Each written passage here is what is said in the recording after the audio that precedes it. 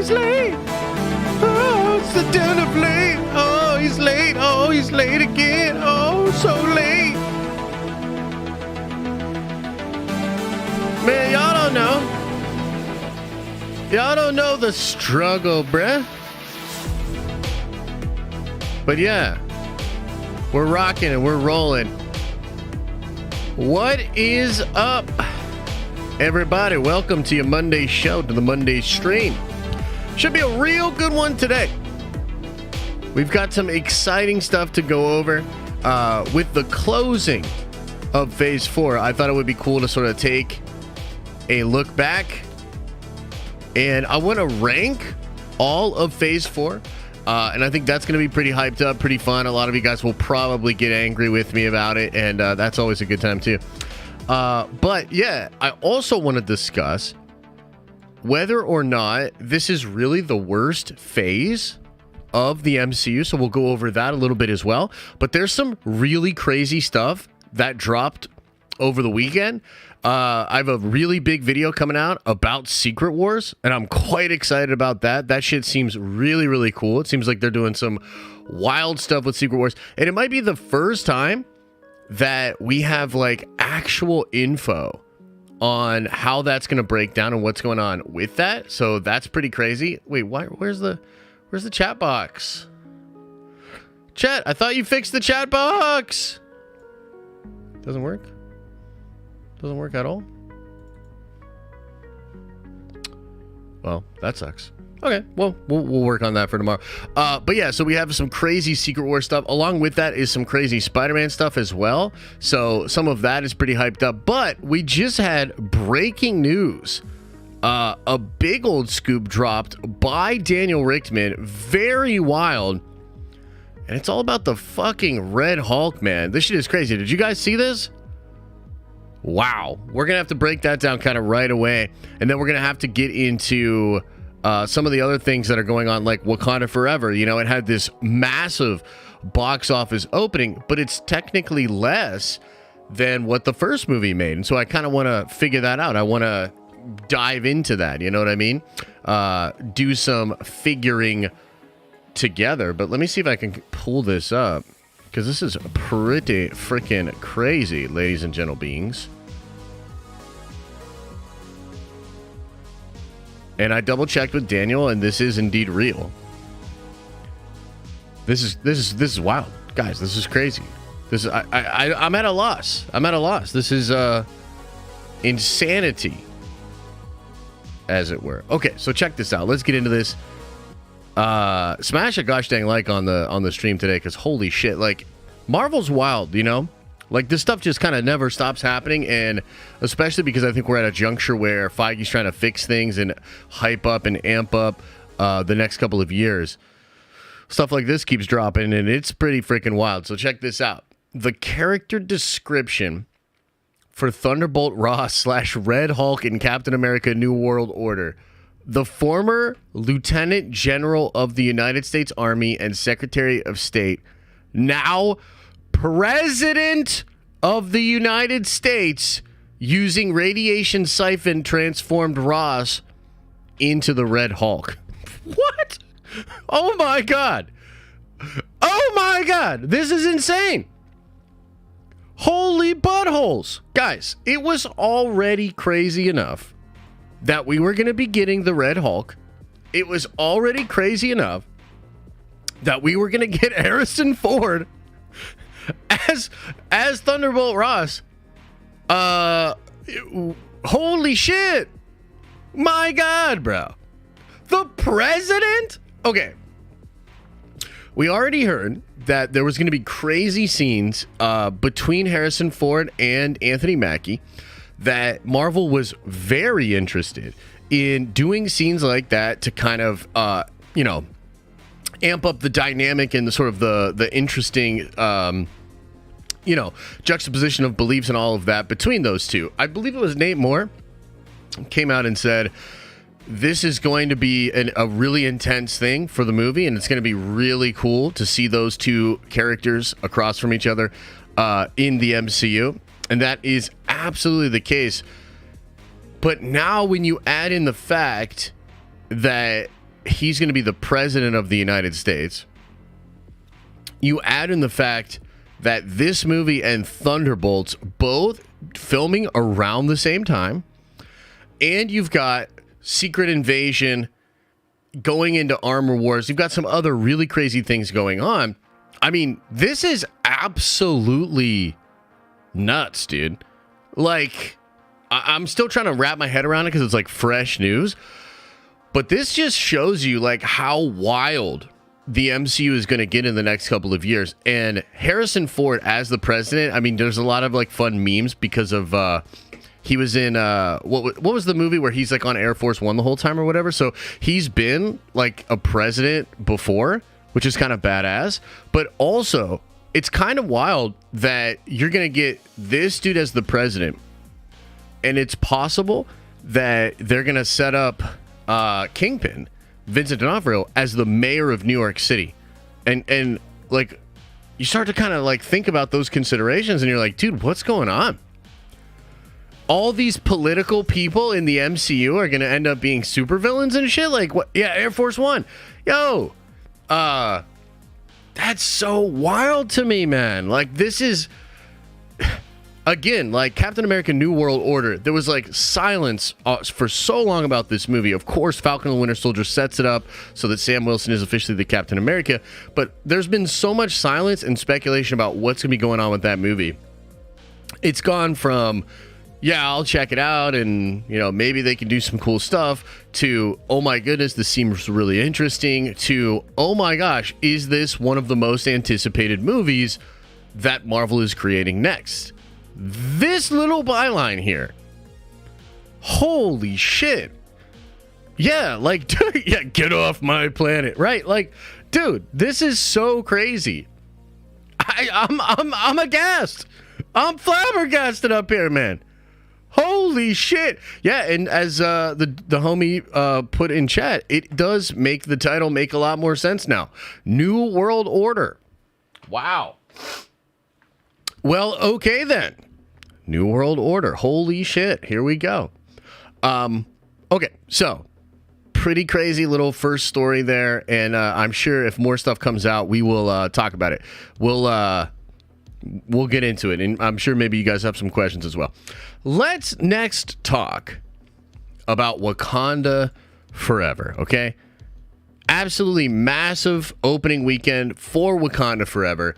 I saw it again on Saturday, and I'll just say that I was able to enjoy it more the second time. And all the stuff that I liked about it, I liked more. Some of the stuff that I didn't like as much the first time, I was able to let go of a little bit more. And I think that Wakanda Forever is a solid movie. It is absolutely a solid movie. I'd probably say 8 out of 10 for me.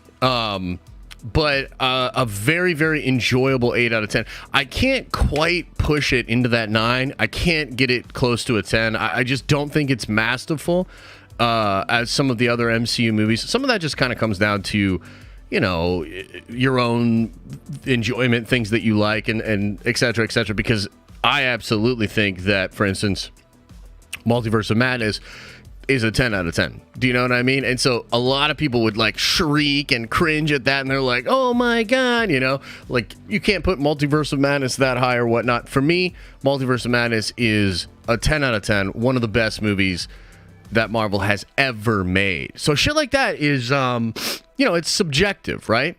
But I'll tell you what's not subjective. And Elijah, I really appreciate that. We'll get into that in a little bit later, brother. This movie, although it absolutely dominated in this initial weekend in the box office, it came in lower than the first Black Panther movie. And I wanted to talk about that a little bit just because I think it's interesting, and I'm really curious as to what you guys think about this, okay?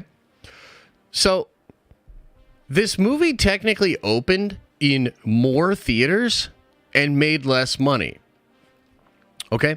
So, in here, it opened to just over 4,000 theaters, and it opened domestically at $202 million. And the original, or rather the new movie, opened in like 400 more theaters basically, and only made $180 million. Like, I guess I'm curious. I'm just curious as to what you guys think is going on with that. In fact, I'm so curious, I'm going to start a Q&A. Why do you think Wakanda Forever made less money on opening weekend? I'm just curious because I have my thoughts, but I definitely want to know what you guys think. And I also wonder what are your feelings about this? Do you think that it's really all that bad? Because of course you're still talking about a crazy good box office, making more money than Black Adam had made up to that point in one weekend. And so it's a big deal and it's a big box office take, but I think no, we're talking about domestic opening. Domestic opening, nerd executive. So the China has nothing to do with it. Yeah, let's see what you guys think. So John White says, people don't have as much disposable income due to COVID leftovers and inflation, etc. I actually agree with that take. I think that's at least part of it. MCU hype is not what it used to be, but it will catch up. I think that's probably true as well. Inflation / ticket prices, probably fair. Lackluster Phase 4, probably fair. No clear leading role advertised. That's interesting. I wish I knew. Probably COVID, hangover. People aren't liking Phase 4 as much. I love it, though. How to answer this poll. What? Inflation has a lot to do with it. I like the movie, but it wasn't what the trailers portrayed it to be. That's true. Grace Randolph had some pretty eye-opening statistics about people who are white that just don't show up for this one. Yeah, we'll talk about that a little bit. I don't know that her numbers are... I understand the case she's trying to make. I don't know if I agree. The stank of Phase 4. Love and Thunder was trash. I agree with that. I would say a combination of inflationary economy for some, coupled with people boycotted the recasting movement. Interesting. So you think that the recast movement might have had something to do with it? Should have respectfully recast it. Okay. I think people are not going to the theater as much for various reasons. That's probably fair. Economy is rough. $22 tickets for IMAX. Worth it for an 8.5 movie for me. I understand what you're saying. The first one was an appetizer for Infinity War that made a huge difference, I believe. Interesting. Either because of no China or people not wanting to see Chadwick. Yeah. I put my input in a super chat. Okay, well, I'll definitely get into the super chats later on in the stream. I just wanted to open it up here. The cultural impact of Wakanda Forever wasn't going to be as big as Black Panther 1 because Black Panther 1 was the first black-centered superhero movie. Interesting. Okay, so you guys have various thoughts on this, okay?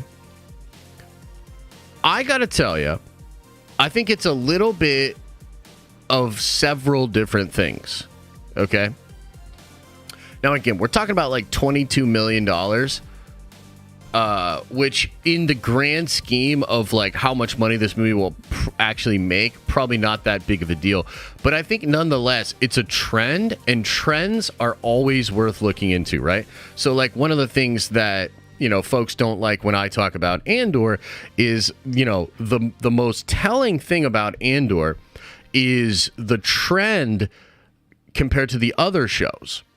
The reason, or rather, what makes Andor's viewership so interesting is because you are seeing way less viewership than what you saw with these other shows. So therefore, a trend is created. It's also fair to say that as you look at Andor's numbers, it is trending up a little bit as things go on, which is good. But still, the trend exists there that it's way lower than the other things, right? And so I think it's actually kind of shocking that this first weekend for Wakanda Forever wasn't bigger, because I think Black Panther Wakanda Forever has a ton of different hooks and things to reel people in, and it has a lot that will get people to go to the theaters. And I think that's a sort of a testament because of the crazy numbers that it did do. But you can't deny that it is lower, which is so weird. You would think holiday-esque movie, right? the end of Marvel's Phase 4, a big epic movie dealing with Chadwick's death, dealing with the legacy of the first film, a lot of just interest in how they were going to handle this. You've got Namor, a character that people have badly wanted to see, and I think it is interesting that it didn't do as well as the first. I think the biggest difference between the first movie and the second movie is sort of the cultural environment that we live in. And I think at the time when Black Panther, the first movie, came out, you had a ton of MCU love, and the trend in the MCU was like going up and up and up. This was like in that Phase 3 period, which we're going to talk about in a second here because we're going to kind of rank all the different phases. This was in that period of time where they were just putting out banger after banger after banger, and people were really, really excited to go check out any Marvel thing, okay? And I think that also the economic time and just where people were at in their personal lives was totally different. So I want to say that things were a little bit less divisive. I want to say that people had, generally speaking, more disposable income. And I also want to say that I think the love for the MCU was much, much higher. And so what Black Panther was able to do was it was able to get all the MCU fans to go see it, while also getting a ton of people that maybe have never checked out the MCU and a lot of people from the Black community to go watch this movie, right? And for whatever reason, that experience was not replicated in movie number 2, at least from the marketing. So I think you've got people with less disposable income. I think that the MCU has fatigued people a little bit, and also the love for the MCU is not as unified as it once was. I also think that politically speaking, things are somehow even more divided now than they were before. And I do think that there's a good bit of people that are sort of turned off to anything they view as left-leaning or woke or anything like that. Like maybe even more than ever. That's sort of become a thing, right? And so I don't know. It's kind of interesting. We're definitely going to have to keep an eye on it to see what this movie does in its next weekend, because that'll really be the telling factor. I think the first Black Panther movie had a drop off of like around 50%, and it just kind of kept going. This movie has, I think, like 4 weeks until it gets major competition from Avatar. And so we're just going to have to wait and see how the movie is received. But yeah, just kind of an interesting note here. And I do wonder what it will mean if this movie comes well below the first film. Again, it's about trends. Usually sequels are looked at to be much bigger. They're looked at to make more money, right? Because even more people have become aware of the property. The word of mouth for the first movie becomes really, really good. Sequels traditionally, I mean, that's why people do them. It's sort of a bankable like growth trajectory. So yeah, kind of interesting to get into that. Again, I'm going to do a full in-depth video breaking down the story of Marvel's Phase 4 because I think it's worth going into. Phase 4 has all sorts of problems, but it also suffered from things that none of the other phases suffered from. You know what I mean? So it's kind of interesting. So let's just talk about this, man. I would really like to know from your perspective, guys. And let me see here. Let me see if I can put the poll up. How do I?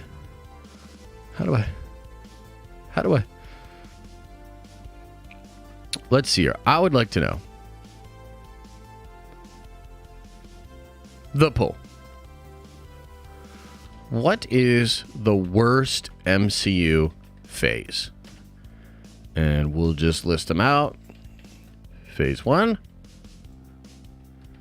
Phase 2, Phase 3, and Phase 4.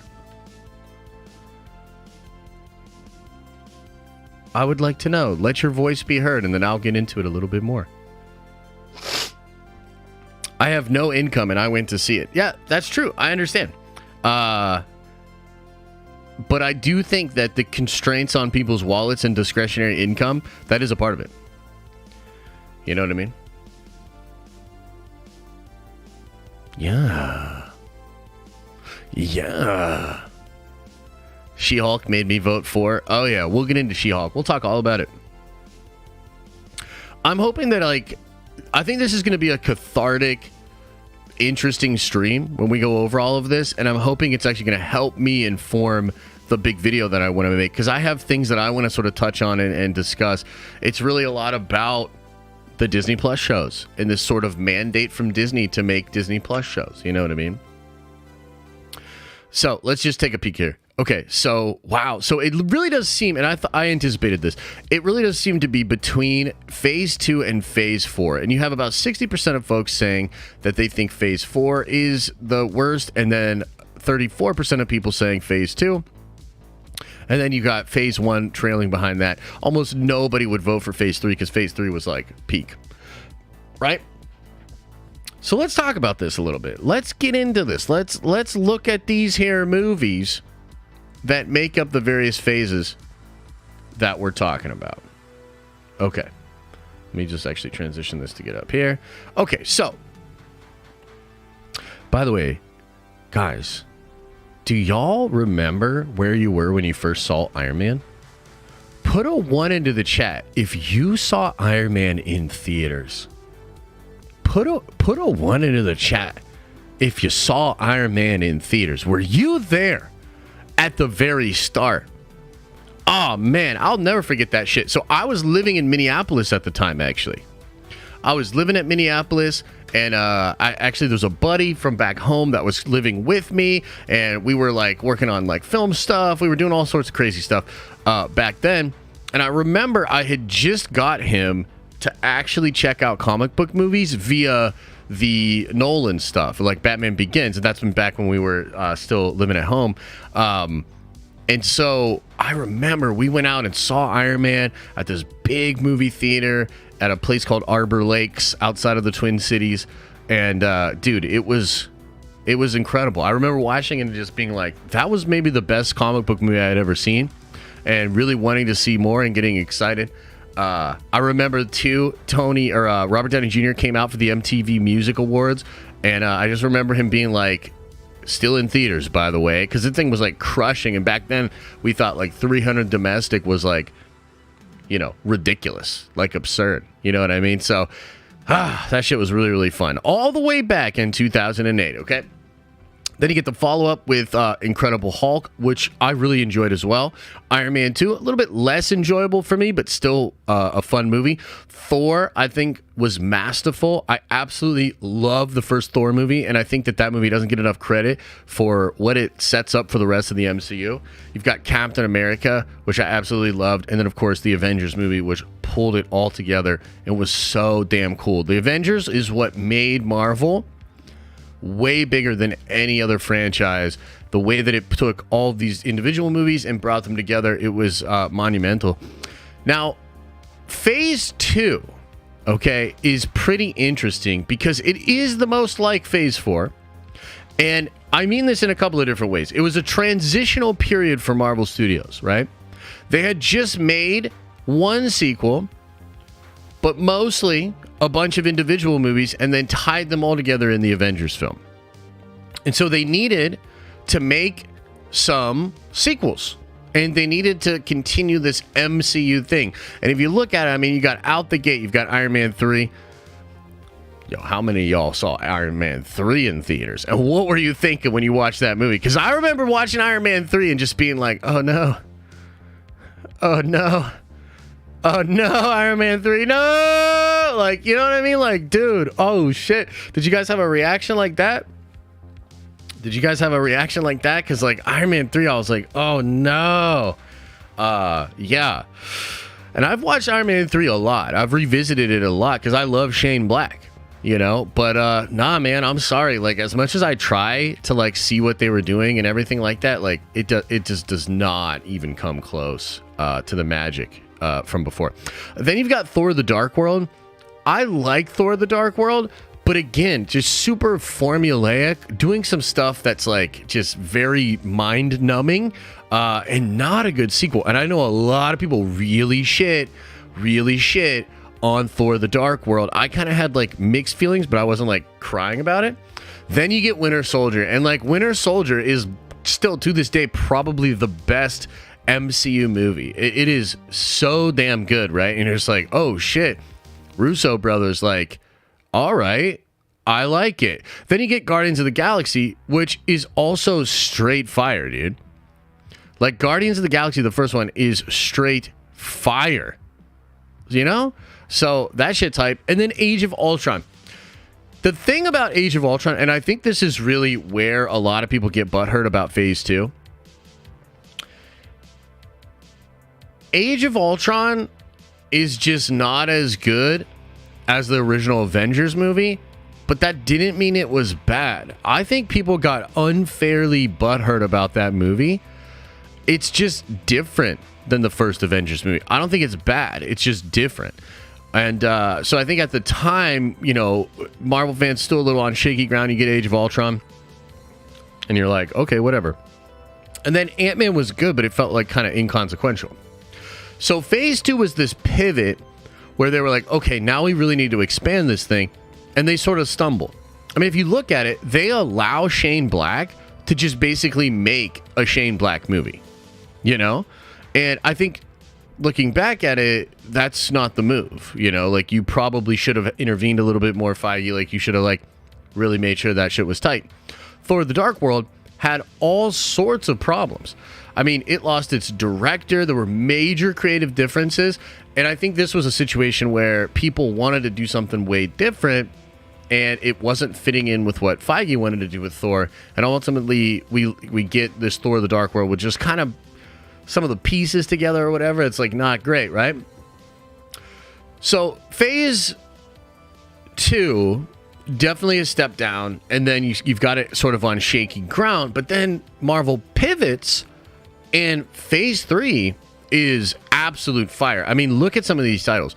Civil War, still one of my most watched Marvel movies. The original Doctor Strange, probably one of the most underrated Marvel movies. If you haven't revisited that film recently, I urge you to do so. It is fire, bro. Guardians of the Galaxy Volume 2, one of my least favorite movies in the Phase, still arguably really good. Like, it does a lot of fun things in its third act, especially a lot of wild stuff.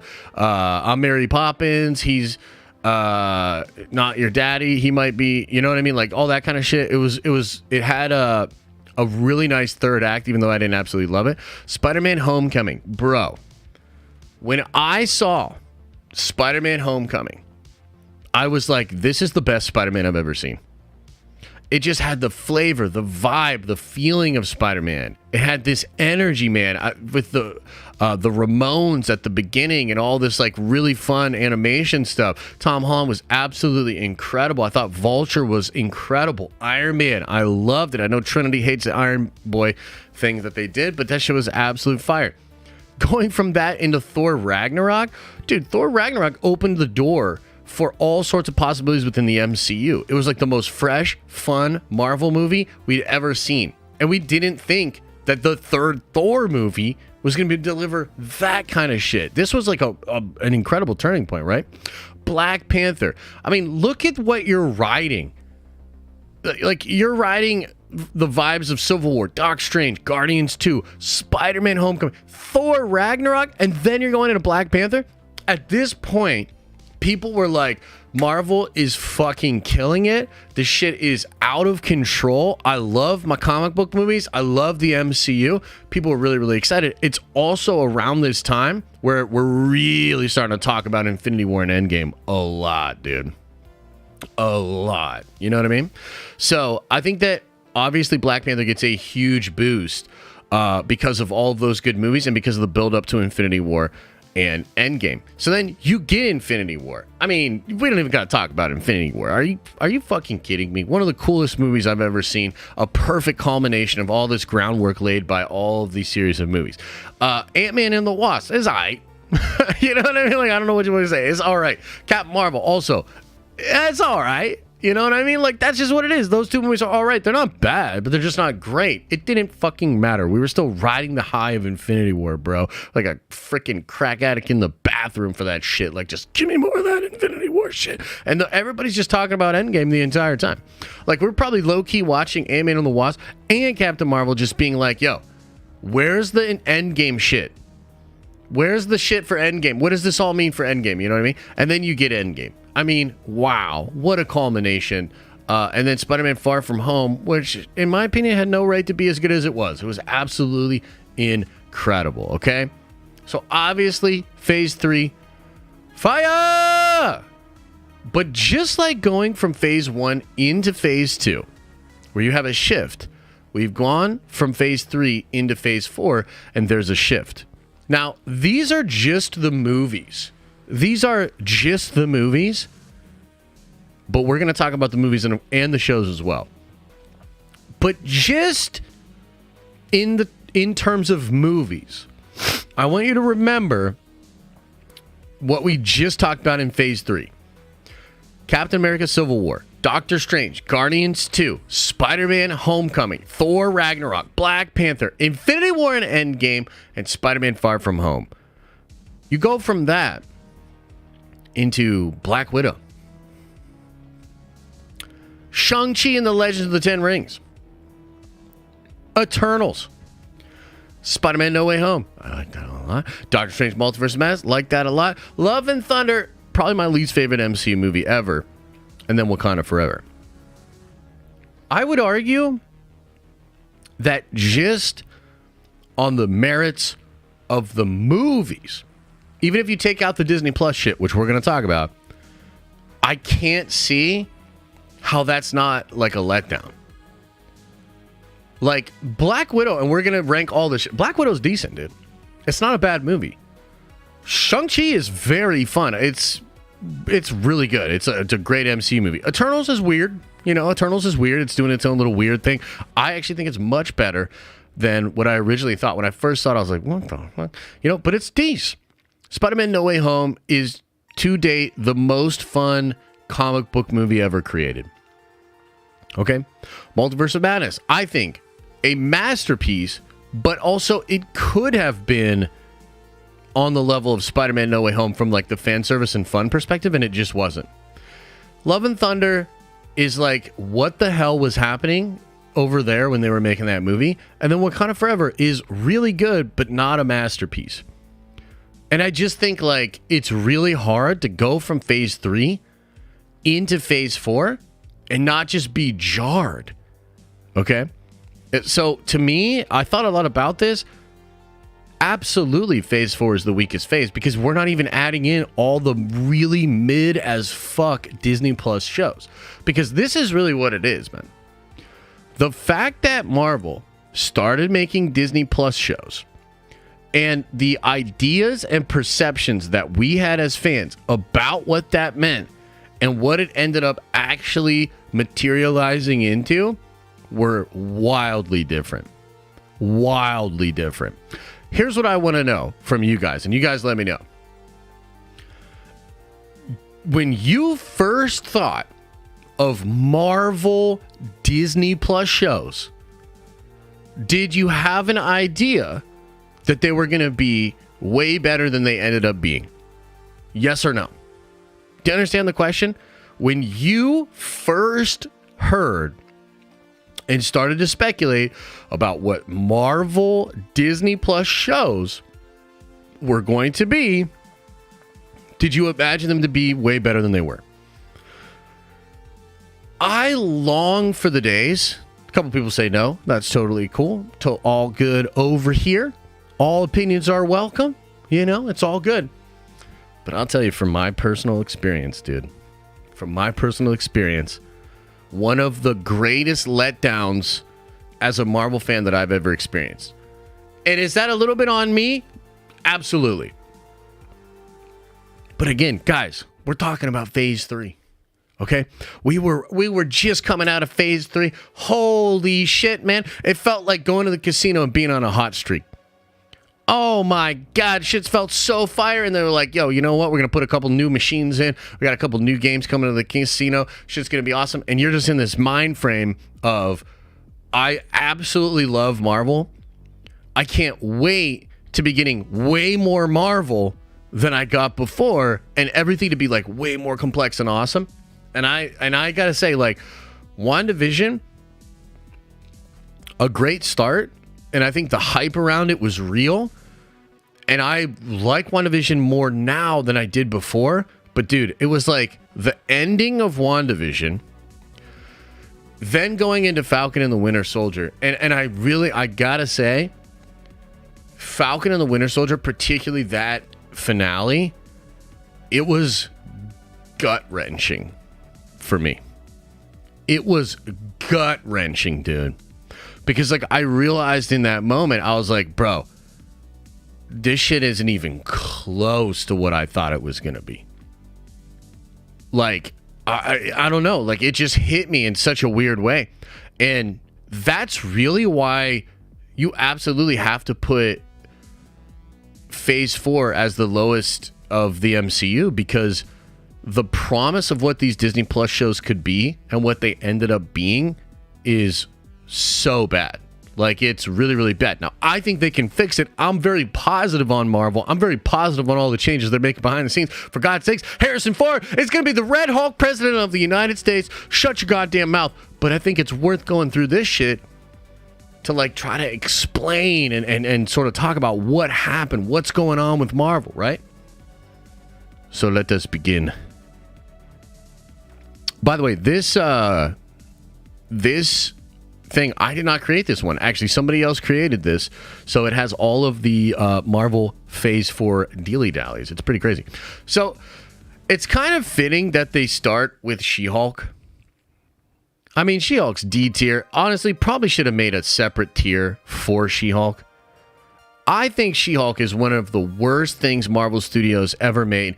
I've been really harsh about She-Hulk, and I gotta tell you, I don't think I've been harsh enough, because I think the real thing that you have to keep in mind with why She-Hulk is so fucking bad is because they have a brilliant comic book character. Jennifer Waltz in the comic is fucking brilliant. Are there some runs that are a little heavy-handed with the feminist stuff? Absolutely. Were there other runs that weren't, and where she became this, like, absolutely loved and just everybody loved She-Hulk? They had the opportunity with this show to do the female-centric thing, but prove that they could do it tactfully, prove that they could do it in a way that didn't undermine the male fans or fans that didn't want to be preached to, and they did the opposite. They fucked it up about as bad as you possibly can. And I really hope, because look, man, we live in a day and age where everything's divisive, everybody's really angry about this, that, second, and the third, and I get triggered by people that just come in and just say, it's woke, it's woke, it's fucking woke, woke, woke, woke. Like, this word has lost all meaning, you know? And, like, I feel that people that just use it over and over again for, like, shorthand for I didn't like it are ruining discourse online. Like, I absolutely hate that shit. But I also think that She-Hulk is the worst kind of rebuttal to that. It is the most brain-dead, stupid thing that you can do, is to try to take on that criticisms, make fun of all of these fanboys, try to trigger them week to week, and then make fun of them for actually being triggered. It's mind-numbingly bad. And I think the reason that I hate it so much is because they had the opportunity to actually show that they could do it better and differently than the way a lot of other studios and the way a lot of other people do it. She-Hulk is a big, fat L and a stain, unfortunately, on all of Phase 4 and all of Marvel. And I tell you, we're going to move on. We're going to move on. But I don't know how many fans are going to move on. I think She-Hulk did irrevocable brand damage to Marvel, and unless they vocalize and show examples that they're not going to do this anymore. I mean, let me ask you this. Put a 1 into the chat if you think She-Hulk affected the box office for Wakanda Forever? Just put a 1 into the chat. I'm curious. I'm curious. You let me know.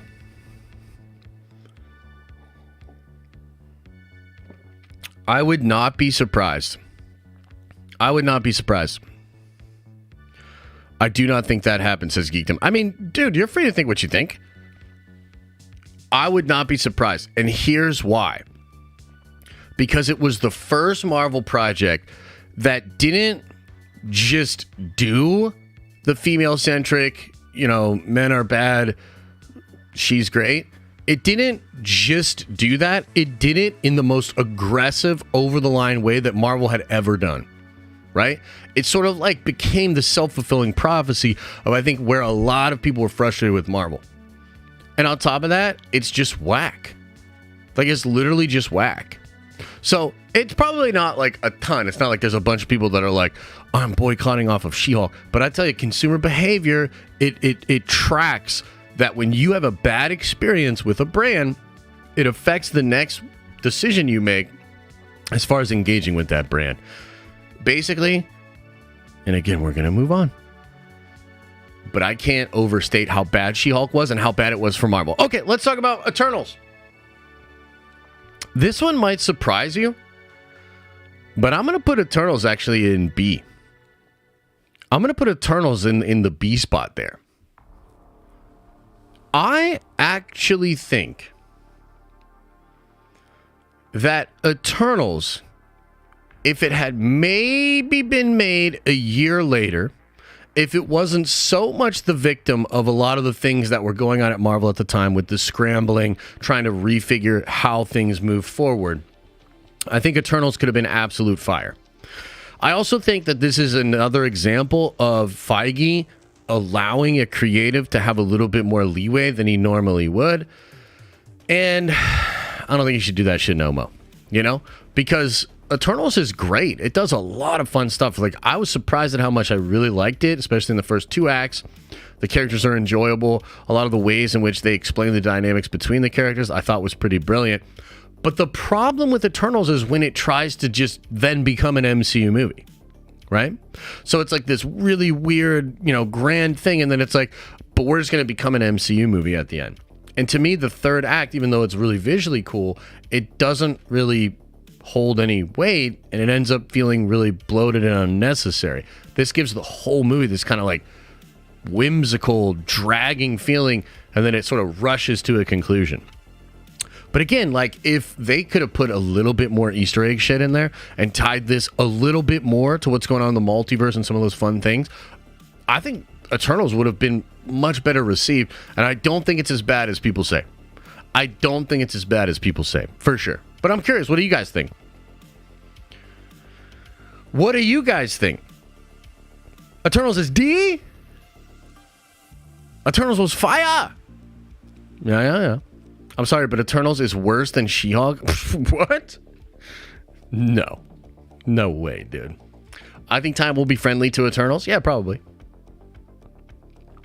Eternals is a hard C. I understand.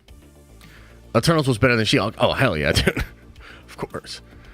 Give it a C. Give it an A or B. Okay, nice. Eternals is A- for me. Nice, okay. Eternals was crap. The awkward kissing scene. Even the actors looked more uncomfortable. Yeah, there's some stuff in there that's weird. And her body showing. That is unforgivable crime. Salma Hayek without her body showing. Oh, that's true, yeah. I am your biggest simp, says Game Over Jesse. Oh, thanks, man. I appreciate that. Okay, cool. Let's move on. What if, man? What if? This one's weird, dude. It's weird. Okay, so I really like What If. But I gotta put it in the B tier. Here's why. Let me explain. I would put it in the A tier. I would totally put it in the A tier if it weren't for the fact that I feel like it was mismarketed, and it was also created in a weird way. Like, the pacing is weird. If you watch the last 2 episodes of the show, it's so fucking good. But unfortunately, I think it sort of meanders through a bunch of solo stuff that just didn't perfectly hit for people. A lot of people didn't like the first episode with Peggy Carter and Cap and all of that.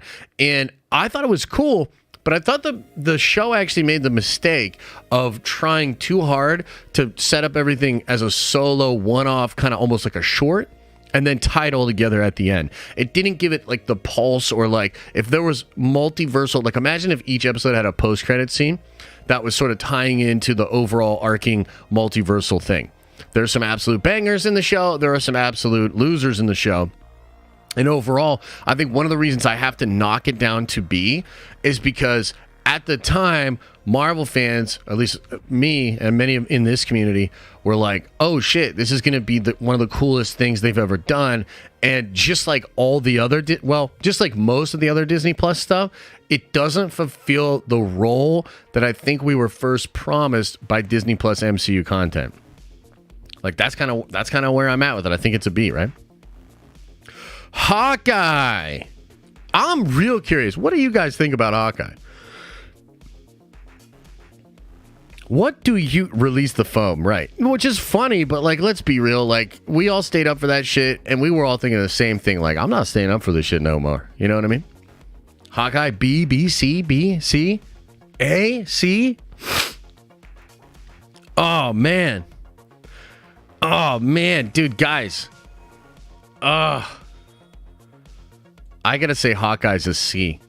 I think it's even a step down from these two. Yeah, dude.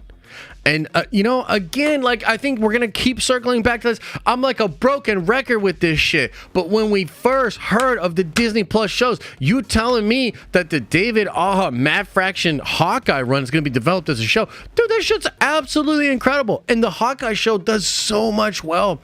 The first episode with Kate and the Avengers attack and all that shit, incredible. Episode 3 with the bridge sequence and that awesome sequence when they're even pulling out in the car, the Hank Pym arrow, all this super fun stuff. Dude, it's so damn good. But unfortunately, it then just kind of gets weird and bloated. And even though the intro scene for what's her name, Yelena, and her surviving the blip and all of that sort of stuff is interesting, the show just kind of like meanders.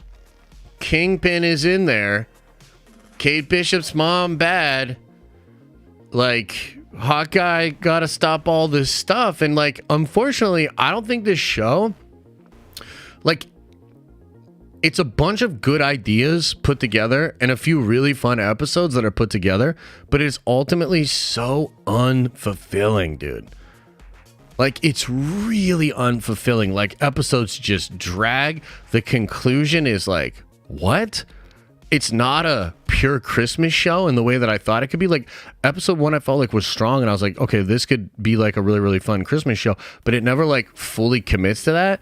Like, I don't know, dude. Hawkeye, unfortunately, I think is like a perfect example of where these MCU shows go, man. It's just like frustrating because there's cool things here, but it's not put together in a way that's like A, super compelling television, or B, super compelling MCU. It kind of goes half in it for each. All right, let's talk about Black Widow. What do you guys think of Black Widow? What do you think? Where would you put the Black Widow movie?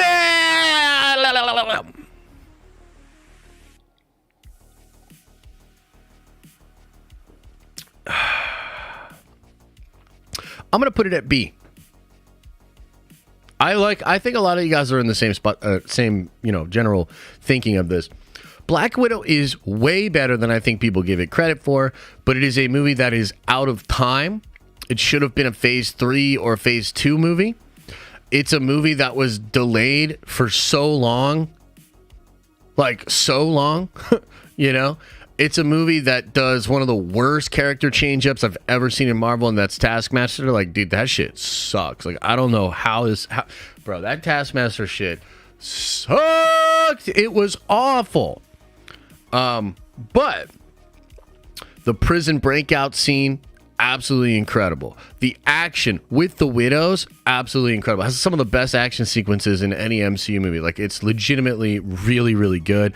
I feel like Scarlett Johansson turned in a brilliant performance. Yelena turns in a brilliant performance. David Harbour turns in a brilliant performance. There's a lot of stuff in there that I really, really like, but ultimately, like, just a little unfulfilling, feeling like it's out of time. And then the weird Taskmaster thing, like, holy shit, dude. Like, that was really, really rough. Let's talk about Shang-Chi. Shang-Chi, what do you guys think? What do you guys think of Shang-Chi? Where would you put Shang-Chi? A. Damn, okay. A lot of people pretty high on Shang-Chi. Yeah. Yeah. I'm definitely going to put it in the A tier. One of my favorites of Phase 4. I actually like it better than Wakanda Forever. I've seen them both multiple times now. I definitely prefer Shang-Chi to Wakanda Forever.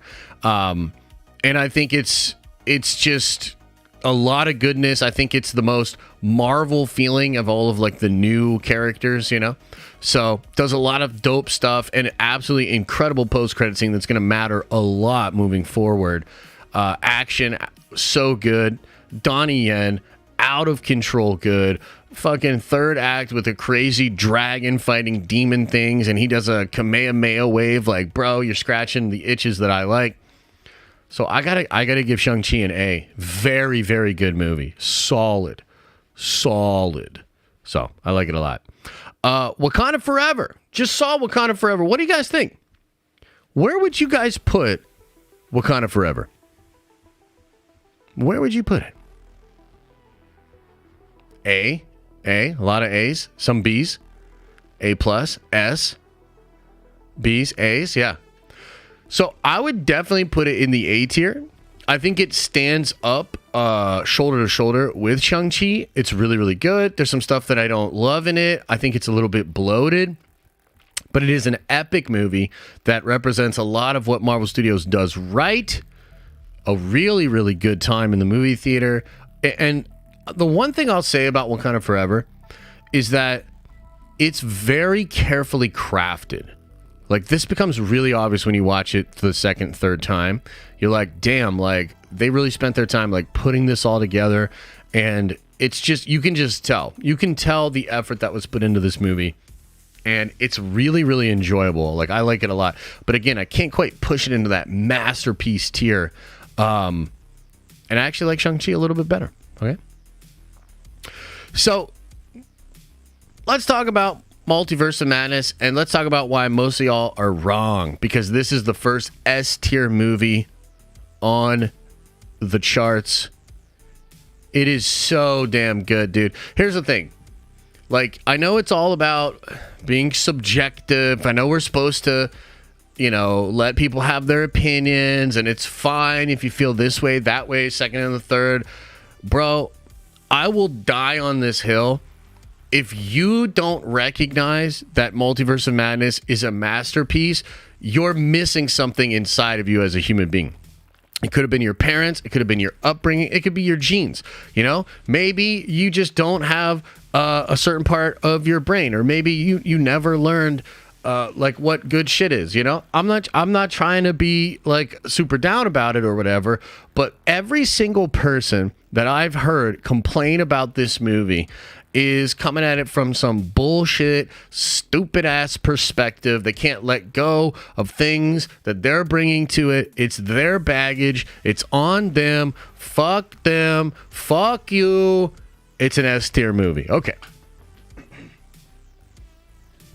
Next up, let's talk about Falcon and the Winter Soldier. Bro, it's so bad. I'm sorry. It's so bad. It's a D. It's almost worse than She-Hulk. Almost worse than She-Hulk. I think that there's things that She-Hulk does that, again, I think are just so egregious that, like, I can't give it a pass in any way, shape, or form. It's mind-blowing that this is the way that they went with that, okay?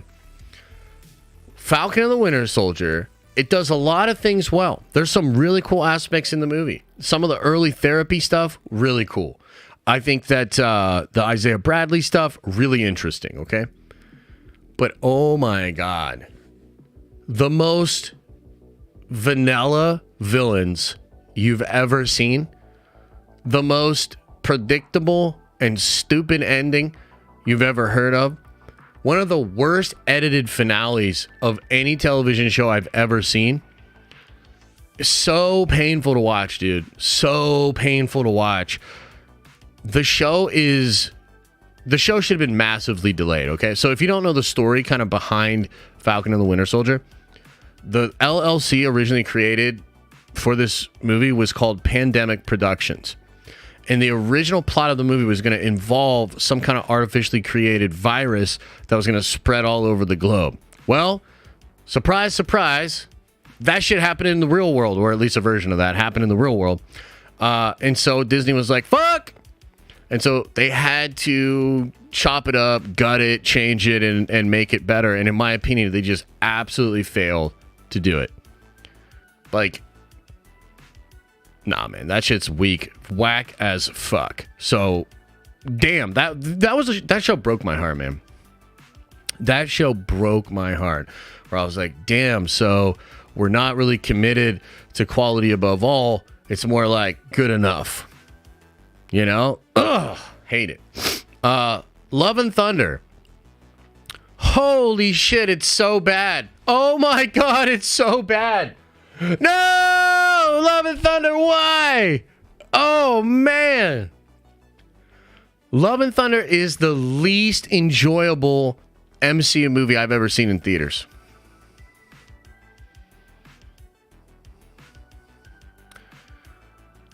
Love and Thunder shook me. Love and Thunder shook me, dude. Oh my God. It is so bad, dude. It's so bad. It doesn't accomplish anything that I think it wants to. I feel like it doesn't push Thor forward at all as a character. I feel like Jane as Thor was the most vanilla, safe, plucky, stupid, horrible version of a character. And I was looking forward to it. I actually thought it could be really cool. I like Chad May. And the Jane Foster arc in the comics is not as bad as people think. Like, that shit wasn't bad. But one of the reasons it was cool is because it had Null at the center of it. Right? Or rather, Gore the God Butcher by way of Null. And Gore the God Butcher, one of the coolest Marvel villains ever created, was basically just pale-ass Christian Bale in the movie. God damn, this movie sucks, dude. God damn, this movie sucks. If I ever get, like, in a situation where it's, like, late at a party and, like, Taika Waititi is there, I'm going to trick him into smoking a joint with me, and I'm just going to freak the fuck out on him about Love and Thunder, because the shit was so bad, dude. Like, I'm kind of still shook about it. You know what I mean? Holy shit. Okay, Moon Knight. I want to know what you guys think of Moon Knight.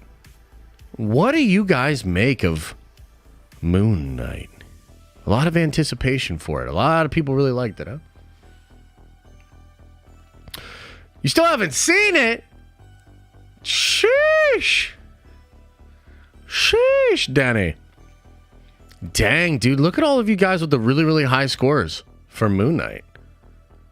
Ah, man. That's really cute. No, it's B. It's B tier. Moon Knight. Not as smart of a show as many people think it is. I can't give it that same credit. Fuck that. It has really complex packaging. And some of the stuff that is set up in the show is damn intriguing. But then what it ends up becoming when it unravels is not this really interesting, complex, layered character thing. It's how do we wedge in a bunch of bullshit-ass Marvel stuff under the guise of this really complicated story that really fucking matters. Like, it's not as clever as it makes itself out to be. And then the way that it ends, with the Scarab Scarab getting the Scarab God powers from the Hippo Goddess bullshit. What the fuck is... Why is she... No. Mr. Knight. One of the most badass, awesome things about Moon Knight. Being a joking ridiculous ass, stupid character. No, thank you. No, thank you. So Moon Knight to me is like a show that started out so promising, was really, really interesting, and then ends up doing the same thing that all the Disney Plus shows do, and it just kind of unravels, and it's not as satisfying as you would think it would be. I mean, I have zero desire to revisit this show. Like, do you know what I mean? And like, seriously, and a lot of you guys really like this show, and I get it. Let me just ask you this. Like, do you legitimately want to revisit Moon Knight?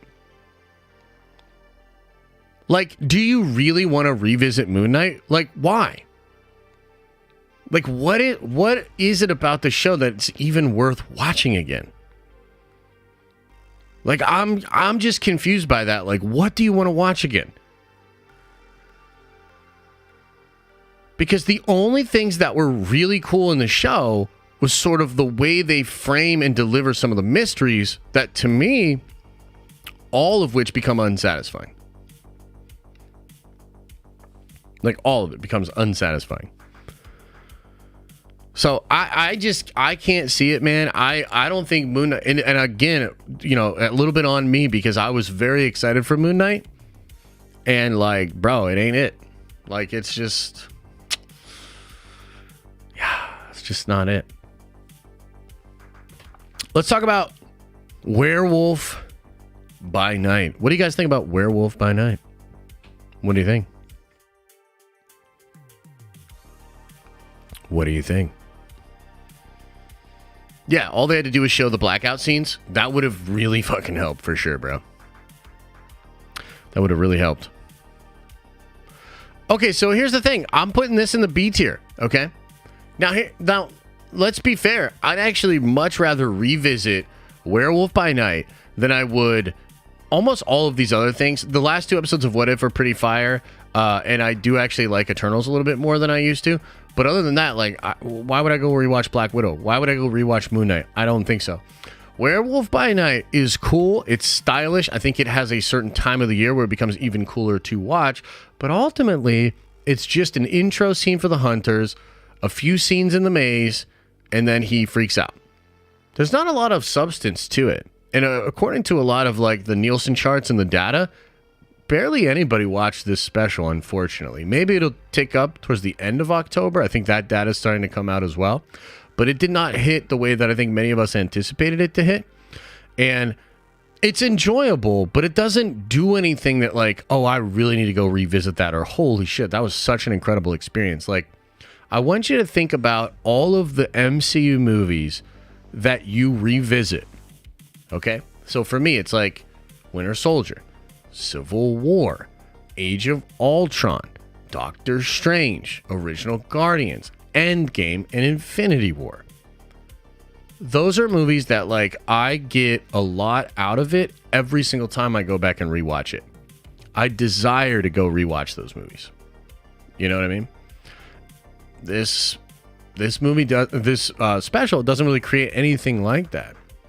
You know? So it's kind of wild. Let's talk about Miss Marvel. What do you guys think of Miss Marvel? Where would you put Miss Marvel at? Where would you put it at?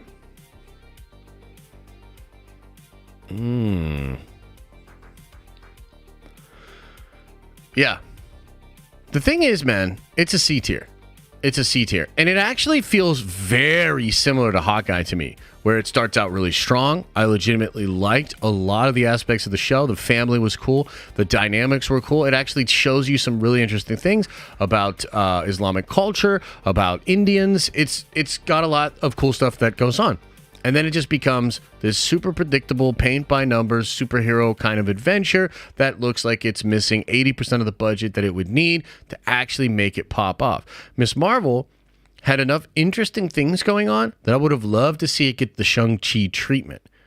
Like, some of those things and some of the ideas and concepts that they were exploring deserved a bigger budget and deserved a bigger platform. It's really a tweeny show.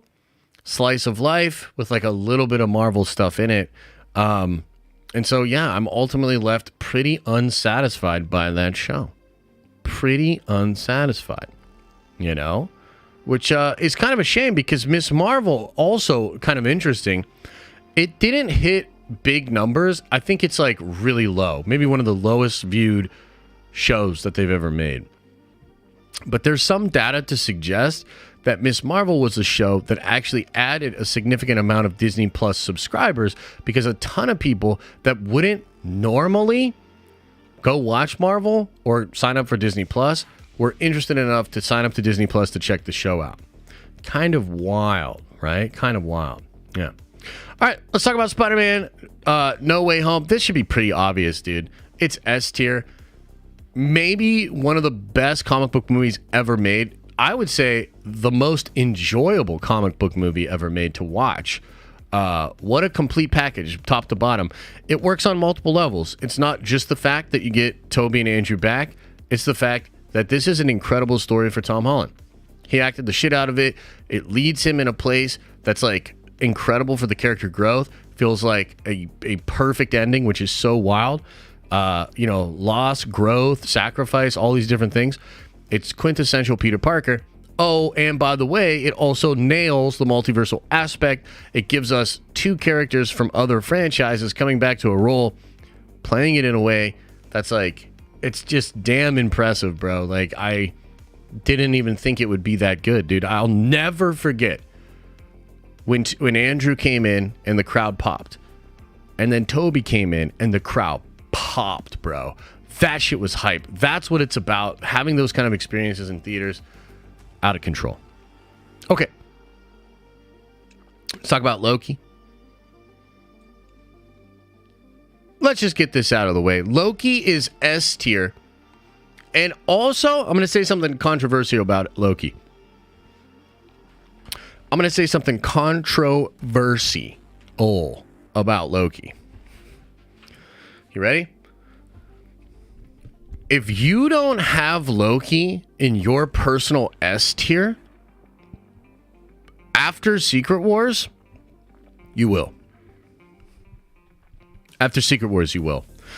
I think that a lot of people don't appreciate what is being set up in Loki for what's going to end up happening with Secret Wars, with Kang, with this whole Avengers Forever thing that he is doing. The TVA, the Time Lords, all of this stuff. Loki did what I really wanted after Endgame, and that is to expand and recontextualize the MCU. We literally go to a place outside of time and space where Infinity Stones are essentially paperweights, where they can travel in between different universes, where they know every single thing that has ever happened to every single person in the universe. That is exactly the type of like, let's make it bigger, let's expand this shit, let's actually recontextualize things. This is like exactly what I wanted for the MCU, for the MCU. This is exactly what I wanted for the MCU after Endgame. It was perfect. And then it ends off with such an incredible finale, dude. Such an incredible finale. Jonathan Majors absolutely tearing it up. Super iconic. We'll never forget it. That shit was out of control. I love the ending. And on top of all of that, it's just a damn good show. I feel like Loki as a character was cleverly taken from a spot where he was arced out and given a whole new arc that's very significant to Marvel. What a brilliant character to do it through, too, because people love Loki, the villain of the first Avengers movie. It's pretty poetic that he may play a role in saving the entire multiverse. Okay. Let's talk about WandaVision. Let's talk about WandaVision. Where do you guys put WandaVision? Where do you put it? What?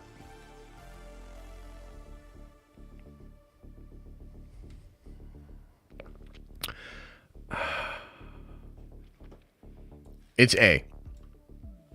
It's A tier, and honestly, that's an improvement for where I originally had it. And if the finale was handled a little bit better, I would probably put it in S tier. I think that there's some weird things that go on with WandaVision. Like, I think that the first few episodes, maybe even the first half of the show, are actually not as good as we remember, because at the time we were just so fixated on trying to figure out all the Easter eggs and what it all meant. And if you go back, a lot of that shit meant nothing. A lot of it ended up going nowhere. And so therefore you got to dock in points. Like, that shit is not as hype as you remember. But once it sort of hits its stride and you get into this whole, like, Wanda's controlling the Hex, Sword wants to stop her, Agatha, the children, Boner, even though I hate the Boner, and Monica Ram Booty, respectfully. The show does some really, really fun things. So it's a really good show. I wish that we could see WandaVision if they didn't have to, like, change it drastically, rip out Doctor Strange, combine the last 2 episodes, and again, just kind of crank it out. I would have loved to seen the full vision for what the show could have been moving forward. So it's good, but it's, it doesn't quite hit S. So now, if you look at this chart, and I know not everybody agrees with me, you guys have your own list, and I recommend that you go check this shit out and, like, go do it yourself, But I think you can kind of see where some of the problem lies. I mean, if we're talking bangers, you've got Multiverse of Madness, which at least half of you disagree with me on, No Way Home, and Loki. And, like, you could make the argument that, like, Shang-Chi, Wakanda Forever, and WandaVision are all bangers as well. But then, like, dropping down from that, you've got some real questionable shit. Like, this is a whole bunch of middies to bad, dude. So I definitely think that Phase 4, some massive problems, and a lot of those are created by Disney Plus shows. And so that's what I think you kind of have going on here. As I said at the top, I'm going to do a full video that breaks down all of this. Goes on sort of an in-depth tangent on, like, why Marvel's Phase 4 became what it was and how I think Marvel's going to move forward. I'll save that all for, like, a put-together video. But, yeah, kind of crazy. Before we get off this and get into the Q&A, which one is the one that you guys think is the most wrong on my list? Like, what's the one that's, like, just triggering you guys right now?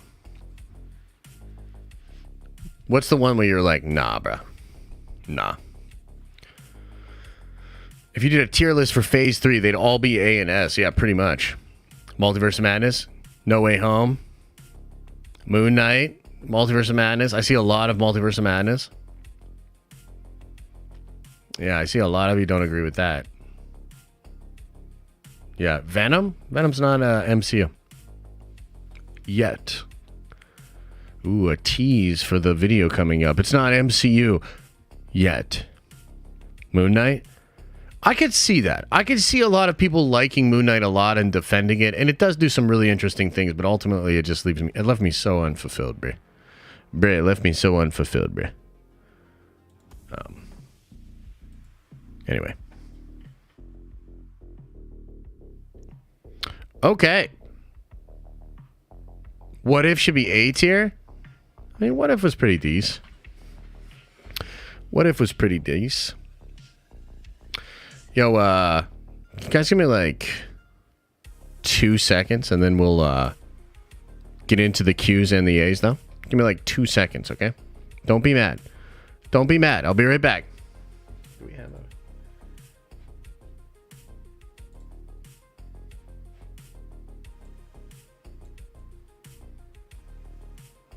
Hey, look, we actually have an old Be Right Back stream. I'll be right back. I got a hot caca.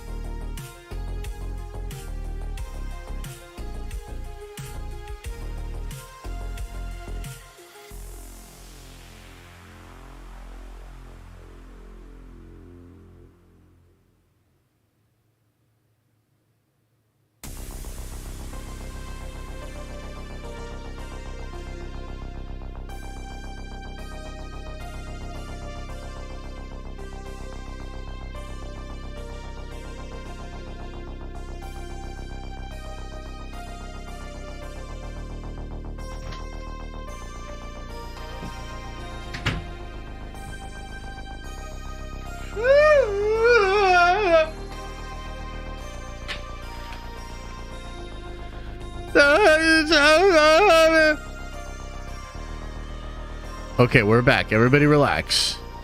Everybody relax. All right, let's get into the Q's and the A's, man.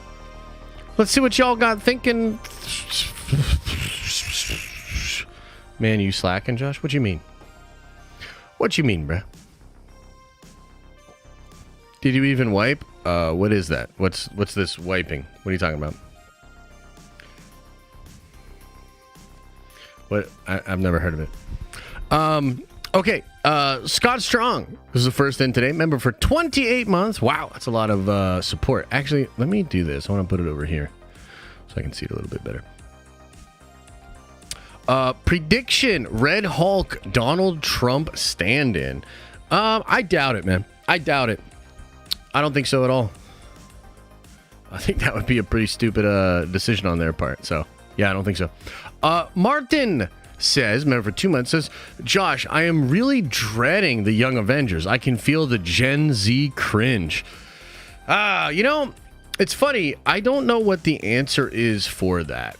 Because I just reread Children's Crusade the other day, and I was like, dude, this book ain't even as good as I remember. You know what I mean? So, I don't know, man. There's a way that they could do it and make it super awesome and compelling. But it's also, yeah, I mean, there's a little bit of cringe possibility there for sure, man. So I understand what you're saying. Zion Scott, member for 3 months, says best 3 months ever. No Avengers for life. Had a rough couple of days. Your streams and vids have helped a ton. Wouldn't want my news any other way. Ah, shit. There you go, Zion. Very happy to provide some value to you, my friend. And I hope things turn around for you. The Exodus says retcon William Hurts Ross as having been a Skrull. I understand what you're saying, and I still don't think that actually helps or makes it anything any better. So, no, I don't think they should really do that. Okay, here we go. Elijah, $20 holla, very generous, says T'Chaka hides Wakanda. T'Challa tells his father, you were wrong. He bravely embraces the world, all its good and bad. Honoring Chad would have been using Shuri help Namor see the good in the service world. Instead, Wakanda Forever rejects Chad's message. Yeah, and they don't even address that in the movie. That, you know, the one thing, and I think this is part of the reason why I can't really consider Wakanda Forever to be a masterpiece. Doesn't it, and I'm interested in what you guys think about this, does it not feel like the movie is skating around a lot of things?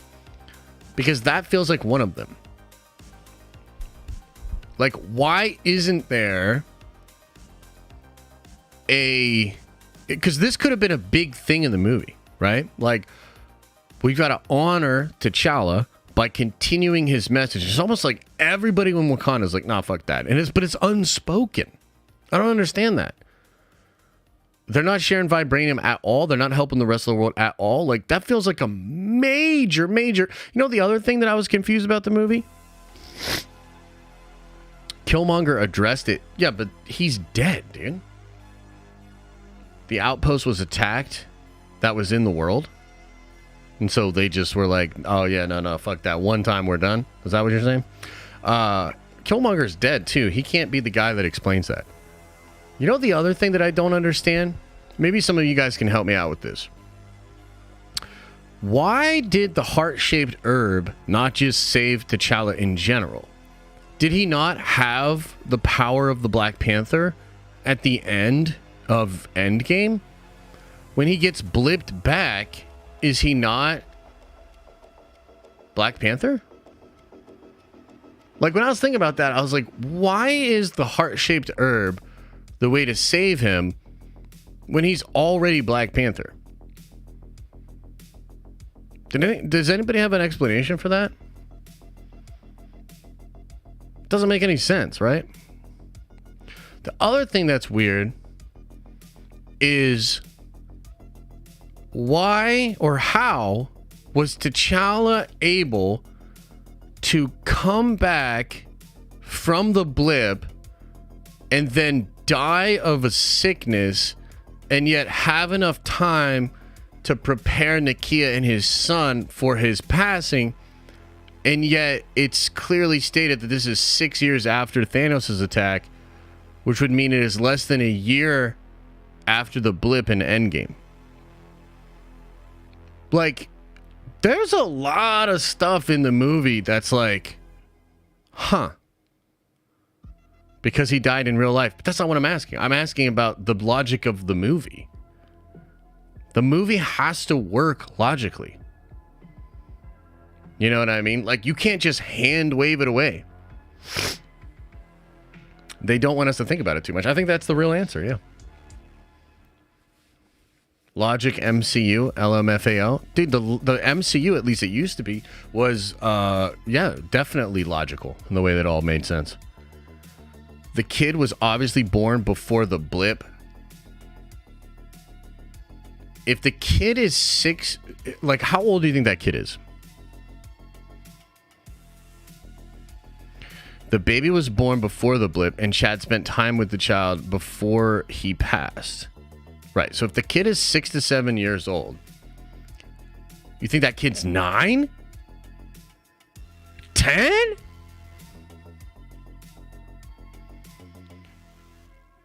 He could be 8 or 9. Guys, if you really, like, that's what I'm saying, though, is like, try to think about what that means then. So that means even before Thanos, like, was the kid alive in Black Panther 1? So the mom's out, like, do you know what I'm saying? Like, you start to really think about it, bro, that shit don't make no sense. I'm sorry, it doesn't.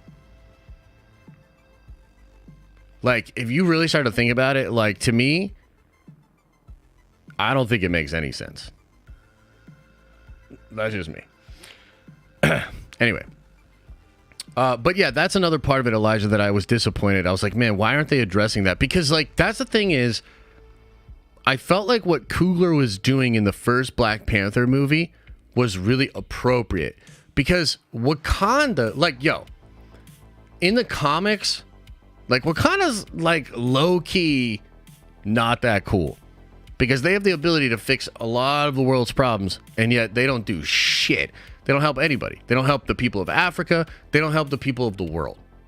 And I felt like Wakanda Forever and the T'Challa original Black Panther, and the T'Challa that's presented in that movie, I was like, damn, they're addressing something that comic book fans have been, like, questioning and talking about for years, dude. For all intents and purposes, Wakanda's a Zionistic state.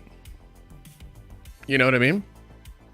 Which is like what Killmonger's angle is. He's like, yo, y'all, your people are fucking hurting, dude. And y'all ain't doing nothing. And for them to then just completely go away from that in Wakanda Forever, I was like, ooh, I don't like it. John Cross said, prop made less because it was a holiday weekend. More people traveling and stuff. Because of Veterans Day? You're telling me, did people travel for Veterans Day? Did people even have work off on Veterans Day? I don't know about that, bruh. I don't know about that, John. I think half the country doesn't even celebrate Veterans Day anymore. That's what I think. John says, member for 16 months says, I'm hyped AF for Cap 4 and Thunderbolts. Ford in the MCU still sounds surreal, doesn't it, though? You should do a movie bros on some of Ford's classics. We should. Like the Air Force One or whatever. I fucking love Air Force One. It's been a long time since I've seen it. So, yeah, maybe that's worth revisiting for sure. Thank you, John. Appreciate the love. The talented Mystic Griffin, member for 13 months, says still not sold on Ford. Wow, look at that juxtaposition of a different vibe. Love the actor, but it's telling me that he'll probably be a one-and-done character. Hopefully it's not the case, but Ford is old. It's definitely not a one-and-done, bro. Now, I'm not saying he's in it for the long haul, but it's not a one-and-done. You know what I mean? Like, they want him. They want him. You know, I would be disappointed if it was just a one and done. You know what I mean? And if you think about it, Harrison Ford understands that he needs to be in, like, the public spotlight to, like, continue his career. And that even being Red Hulk could potentially help Indiana Jones make more money, as weird as it sounds, right? So I think he understands the game. Jimmy Bones says this was Black Panther without the Black Panther. No male lead and disappointing Namor were heartfelt for me personally. 4 out of 10. So that's interesting, man. I don't know if I've really seen many people mad about Namor. And as I put this in my video yesterday, that the idea of Namor at the end of the movie initially upset me. I was like, yo, hell nah, bro. I was like, there's no way Namor is going to go from like being that savage, going to Wakanda and killing Shuri's mom, literally over top of her dead body, being like, you're the queen now, and then bailing out to being like, I yield, we're going to be good partners. But I think the thing that we have to keep in mind is that Namor wanted Wakanda's help initially. He wanted a partnership initially, and he basically just wanted the most powerful ally on the surface world so that he could overthrow the surface world. He thinks that this will still happen. He thinks that when the world attacks Wakanda, which now it seems like it's going to be the Thunderbolts and likely the president of the United States trying to attack Wakanda, that they'll look to Telecon, and together those two will become partners and overthrow the world.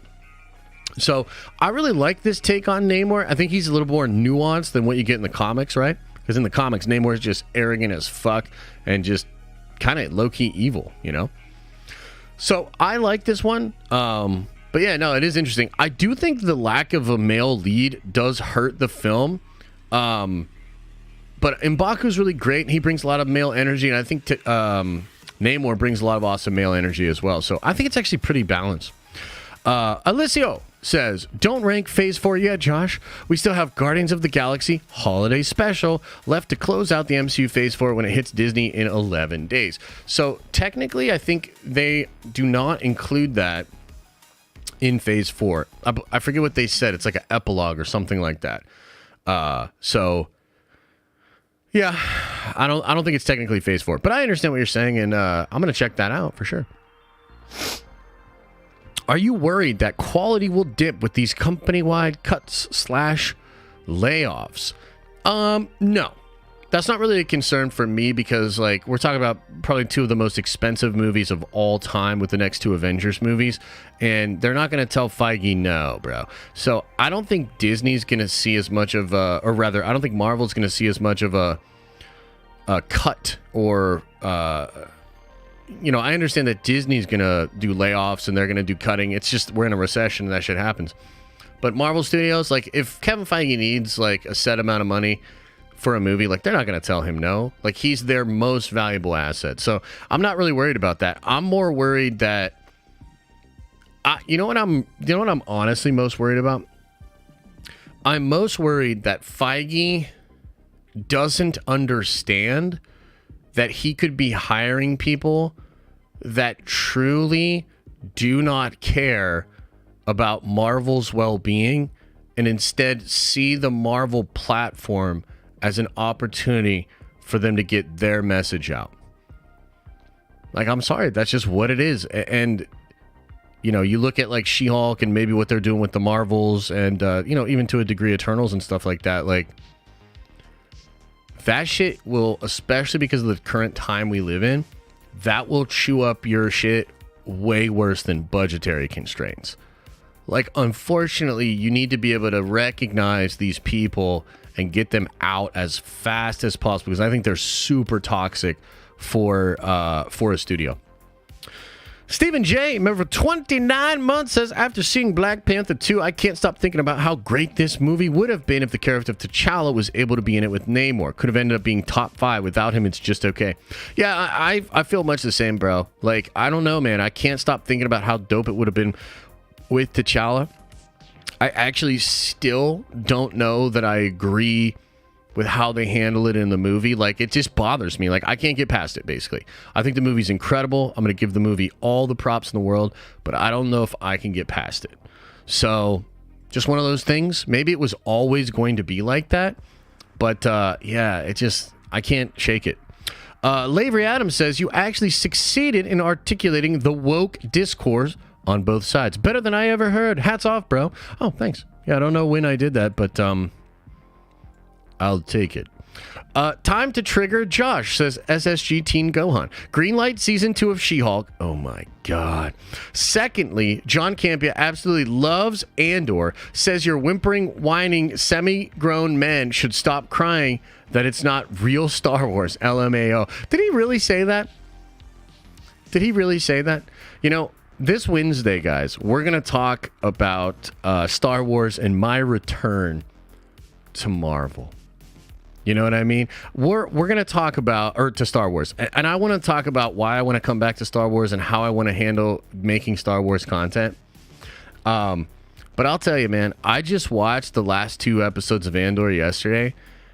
And without any hate, I do not understand why some people are so vocally supportive of this show. I don't get it, dude.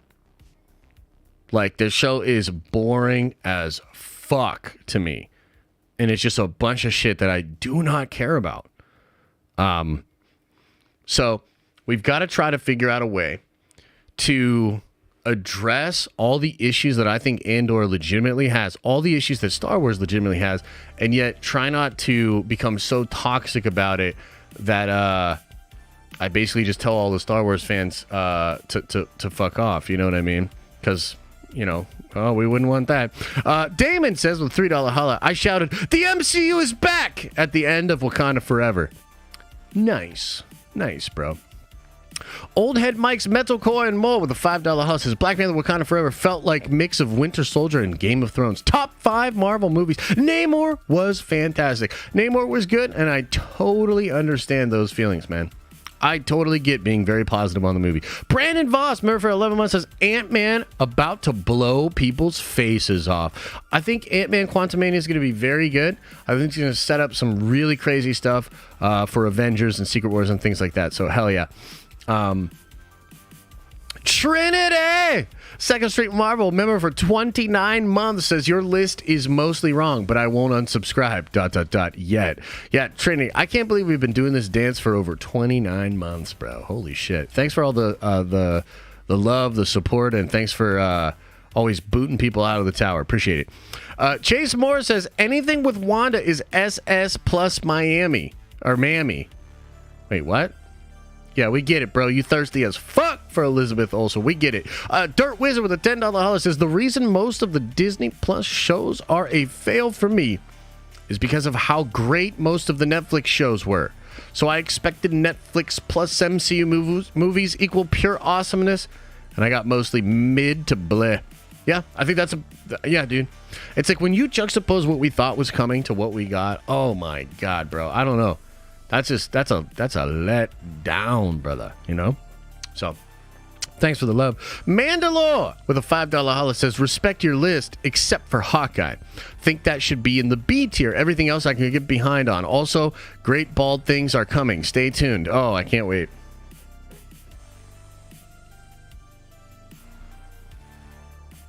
I gotta tell you too, guys, I'm a little bit more, I think we're keeping the hair. You know, because there was a moment there where it was a little shaky where I was like, bro, is Zack Snyder actually going to come back and do some DC shit? Because if Zack Snyder comes back and does some DC shit, I got to shave my dome live, okay? And I was getting pretty nervous. But then recently he basically put all that to bed in an interview and was like, nah, man, they haven't contacted me at all. And I was like, ooh, like a little bit like I was like, oh, that sucks. But also, let's go. We keeping these locks, boys. So it is what it is. Yo, can we just do it? Can we? Hey, would you guys mind? Would you guys mind if we just talk just a little bit more shit on Star Wars? Just a little bit more shit on Star Wars. I don't want anybody to get mad. I don't want a bunch of people to unsubscribe. I don't want a bunch of people to come at me on Twitter. But just a little bit, just a little bit on Star Wars. Just a little bit, just one thing. Do you think you would mind? Do we just a little?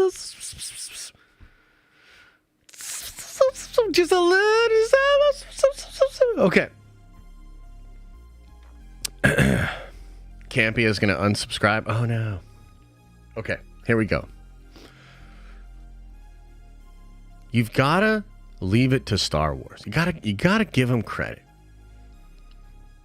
Because I can't imagine Star Wars or any company getting Studio Ghibli and doing a collaboration and yet making it one of the stupidest, dumbest, why did you do this type of things I've ever seen in my life.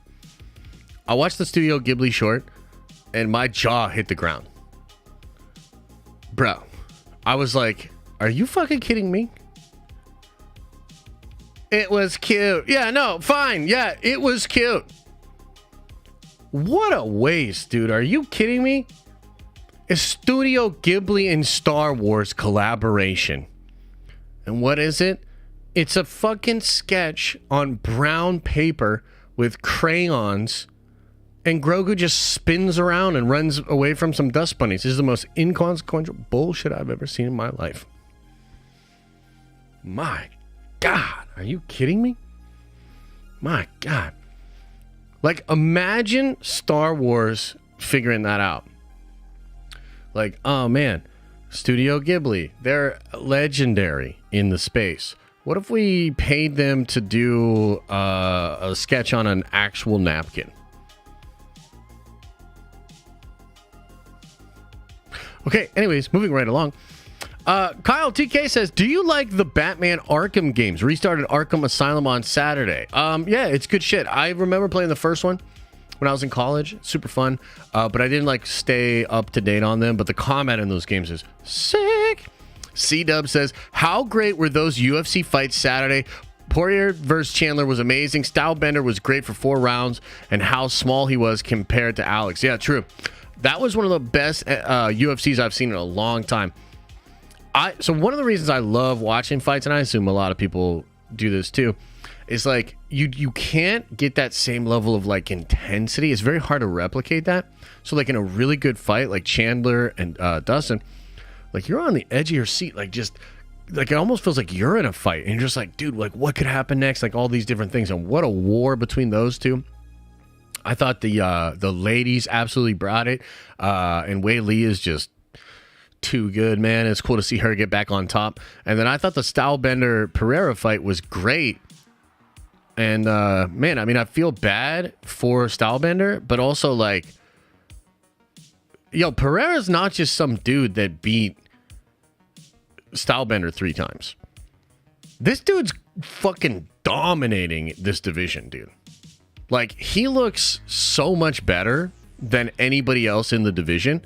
Strangely, though, he might actually be a better matchup for some people than Izzy was. So I know some people in the division are probably more excited that Izzy's not holding the belt right now. But it just goes to show what a crazy sport it is. I mean, Kumaro, no longer champ, right? Stylebender, no longer champ. Like, there was a time where they were talking about, like, how the Africans were holding all the big belts, right? And now they only got 1 left. And that dude might be gone too. I don't know if he's actually going to continue to fight in the UFC. We'll have to see. But, yeah, it's crazy. It's crazy. Francis might be next. I mean, especially if he has to fight Bones. John Bones Jones. Holy shit. But that was an incredible event, dude. That was a really, really good UFC. I love that. Prince Zodiac says, I thought Disney Plus would be origins / exposition to let movies concentrate on story. I assumed 4 would be a phase 1, beginning the next event. The problem with Disney Plus is the bad writing. It's damaging the brand. Yeah, I think it is. It's hard to say like how much damage or whatever, but like, yeah, dude, it certainly didn't help. Kev says, a member for 25 months says, I did it, Daddy Josh. I got the 2-year badge. For real. Love this entire community. You guys all changed my life. Thank you all. Nerdvengers for life. Blinkers in the chat. Thank you, Kev. I really appreciate it, man. And I really appreciate all that support. Scott Strong says, deep fake 2 times. 1 deep fake to save the day in Secret Wars, and 1 final time in Black Panther 3.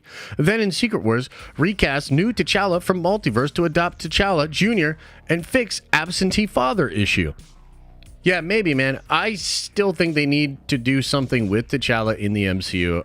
I think they've only postponed that inevitability. Who knows if they'll handle it in Secret Wars and all that. And I don't know, like, are they going to age this kid up? Like, there's a lot of questions with all this, right? So I still think they need to figure out a solution. I'm down for deepfake. I'm down for recast. I really don't care at this point. I think you need that character back. I appreciate it, Scott. Thank you. Angel Stark says, let's do pre-release tier list of Phase 5 sometimes. It'd be fun to see where everyone is now and where we end up landing at its conclusion. Yeah, we did a hype tier a couple of weeks ago, but it was like not just Marvel. It was like all the stuff coming out next year. So, yeah. Scott Strong says, no one ever said the heart-shaped herb prevents cancer. Well, then why is Shuri trying to recreate it at the beginning of the movie to save her brother? You know what I mean? I just don't get it. I mean, the only thing that makes sense is that the power of the Black Panther fades over time and you need to take more heart-shaped herb. Maybe that? You know what I mean? I don't know. But again, like, how does that even work? Like, I don't know. There's just a lot of questions to me. Old Head Mike Metalcore and more says, I really don't like this take. He died and they just wanted to mirror it. Would them adding, oh, he lost powers, then got sick, really fix that? Well, so you're presenting a different problem than the one that I'm talking about. So to you, like, it's just a problem that he died and the solution is to just do what they did in the movie. What I'm saying is the logic presented in the film itself doesn't add up. It makes me question a whole bunch of other things, which could be good. Maybe they could like find some interesting ways to work around it, you know? Like in Avengers Forever, there is an older version of T'Challa that is brought into the mix. So there's a way. But yeah, no, I do think that some kind of an explanation for how the heart-shaped herb worked. There's just a lot of things that kind of bother me about the movie. And by the way, Mike, I totally get that you're not in that camp and that you don't see those same problems, and so it might be irritating that there's all these people that have this problem with the film. But I don't think this is something that you can just kind of hand wave away, and I think that it's a serious thing. And I think it's absolutely fair that a lot of people feel differently about how Marvel handled it. I mean, there's not even a speech in the movie that really talks to what T'Challa accomplished or why he was this revered leader. Like, it really feels like the movie just wants to move past all of that. And I just don't know how I felt about it.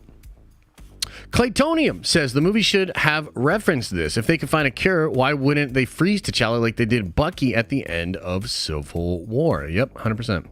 Logan M says the top 4 movies of Phase 4 are better than the top 4 of Phase 1. Is a letdown from Phase 3, but top content is still better than top of Phase 1. I get that. I don't agree, though. I think those Phase 1 movies are so tight, dude. I think they're really, really tight. The only one that's really not is Iron Man 2. But not, dude, like, I think the Phase 1 movies are tight. Second Street Marvel says, maybe Gunn bolster his team and recruit Victoria Alonso. Maybe. We'll see. Darth Ghost Rider says, how long have I been a member? Nerd Vengeance for life. It says 6 months to me, bruh. It says 6 months to me. Chase Moore says, Elizabeth Ol's mommy. Right on, bro. We get it. Ross says, Wakanda Forever was epic. Phase 4 ends on a high note. I agree with that. Frostro Dramas, member for 23 months, says, love you, Josh. You're still the only channel I subscribe to. On another note, I need a deluxe Marvel Legends Namor with the headdress and throne. Ooh, girl. That would be pretty hype. That would be pretty freaking hype, dude. I'd like it. Oh my god, it's like almost 1? This is almost a 2-hour stream? Talk about Chappelle? What about him? I didn't watch the SNL thing, so I can't really comment on it. What else is on your mind? Josh, adamantium in Cap 4. Check Marvel Studios spoilers. Aw, shit. Okay. Might have to turn around and do a big video about this. Is this a joke? Anything to get some numbers? Wait, what?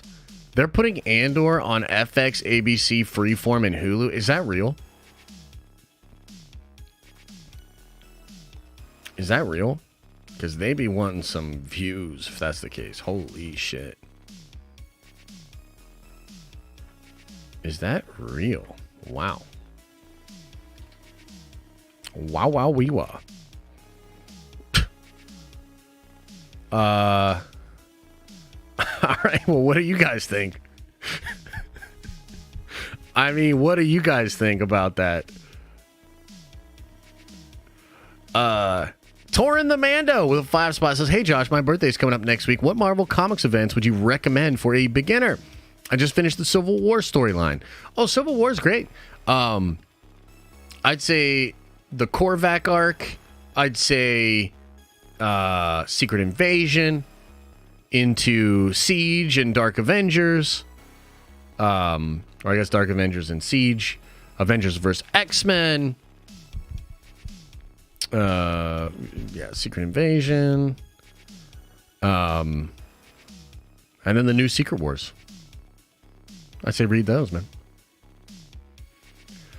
Ephraim Knightley. Welcome to the Nerd Ventures. You are a Nerd Venture now. Appreciate the love. Make your way around the tower. It means they have faith in Andor. Bro, the cope in the Star Wars fandom is out of control. Skylar Hillman says, if it wasn't for the mid-credit scene, Wakanda Forever would be lower for me. That's fair. That's fair. Namor was enough for me. I didn't love the first Black Panther, so I didn't have a crazy connection to any of them. The woman killed the acting, so it was cool for me. And Namor was dope. Good enough. Heard that. Pirates spinoff killed by Disney. Yeah, I did hear about that. Yeah. Yeah. It's lower because of the mid-credits scene. Interesting. It's so queered. Or it's so weird. Did I say queered? What is queered? I feel like we just made a word. So weird that Queen Ramonda reversed what T'Challa stood for. I agree. I think it's a little weird. Queered. Yeah, interesting. Fatherless child, single mother trope, smack my head. True, but that's a superhero thing.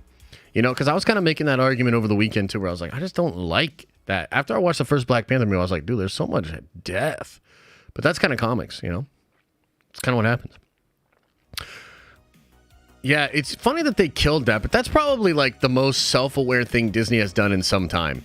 Where they just realized, like, you know, things are politically heightened. Some people aren't supporting what they feel is push progressive politics anymore. Johnny Depp, Pirates without Johnny Depp. Maybe we should pull the plug on that. I gotta be honest with you, that's a good move. Kill that shit. Nobody wants to hear about that. Nobody wants to see that shit. I'm sure there are some people. Josh, did you say they're going to stream Andor on cable? Clearly, it is not doing good numbers, people. Yeah, no, I mean, again, like, I don't even think that's fucking controversial. Like, so many people are like, it's not that bad, or like, you know, they freak out about Andor not doing well. Bro, like, Andor is not doing well. It's wildly underperforming. Like, wildly. Where they're going to throw... Like, they're trying to get money out of Andor. Do you know what I mean? Like, they're trying to get advertising money for Andor. Because they're just like, yo, holy shit, nobody's checking this shit out. Like, what are we going to do? We got to get some money out of it. The numbers have been going up every week. That's true. I don't think that's the case. Okay. What is this thought based on? You know what I mean? Like, what do you mean? You don't think that's the case? Do you just hope it's not the case? Or do you have some evidence to the counter? It's more due to them putting into a different demographic. I'm sorry, dude. I don't know what you're trying to say there. I love Andor, yet I admit it's underperforming. Oh yeah, for sure. Aaliyah, you're one of the good ones. I see you in Grace's chat sometimes too. You know what you're talking about. No kids are watching Andor. Who has a demographic that fits with the show? Okay. They should expand on Tales of the Jedi. It could go for hour episodes of it. Yeah, same. Me too. Andor is booty cheeks to me. Dude, I don't understand. I really don't understand why people like the show. Like, I'm baffled by it. And it seems like there's a really small group of people that doesn't just like the show, but wants to defend it as though it were the most important show of our time. Nerd Theory tonight? Oh, hell yeah, we going Nerd Theory tonight. Oh, hell yeah, we doing it. We're doing it tonight, and we're doing it big. Josh, these toxic positive fans of Andor about to make me pee-pee poo-poo all over that junk. Can't take it. John Campia? Sounds like him. Is that... I don't really know. I don't stay up to date on Campia. Is that like his sort of attitude where he's like, this show is incredible. I can't believe people don't like it. Is that what he's saying? John Campia guest star on Nerd Theory? I don't know. I mean, sure. I'd be open to it.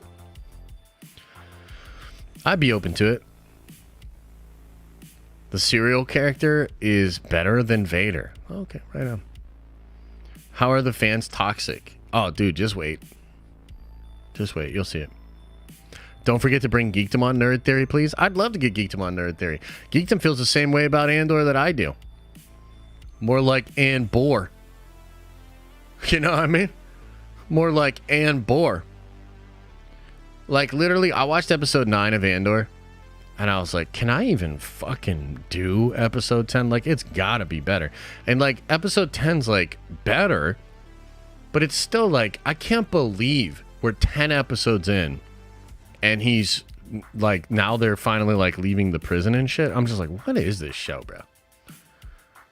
Like, what is this show, for real? Like, people...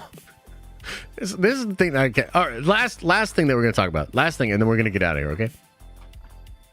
The fact that there are people that don't like Multiverse of Madness, but think Andor is this fucking masterpiece. These are the things that make me want to be like Dr. Manhattan. Like, I'm tired of these people. I'm tired of getting caught in the tangle of their web. And I just want to go to fucking Mars. And just go live on Mars. Like, the fact that there are people out there that have that opinion. It's like, holy shit. What happened? Are there large deposits of lead underneath the water supplies to various parts of the world? Like, the fuck? Okay, anyway. I know, right? I can't swim. Okay, right on, bro. Oh, jeez. Oh, shit. Sometimes you gotta take my advice on Andor, diehard fans. Fuck them! Yeah. Andor looks beautiful, but the show is only worth watching Mon Mothma. She did be looking good in the show. She had a glow up, for sure. Yeah.